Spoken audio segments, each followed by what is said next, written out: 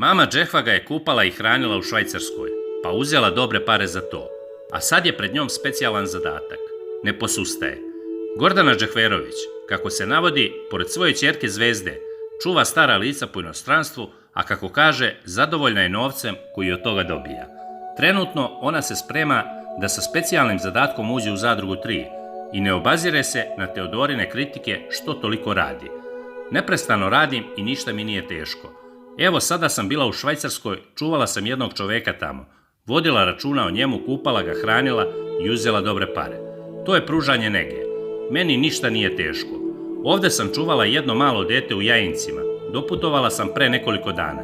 Radim i u Pančevu, spremam svadbe i proslave, dekoracije oko hrane, otkrila je ona.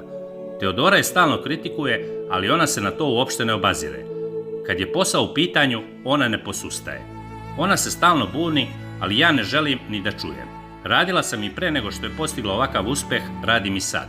Dobro su je prošle ove pesme, ova sezona je bila odlična. Radila je u Crnoj Gori dosta, sada je u Turskoj. Na odmoru zaslužila je. Već sam počela da joj šijem stvari, da bude sve gotovo kada se vrati, zaključila je ona.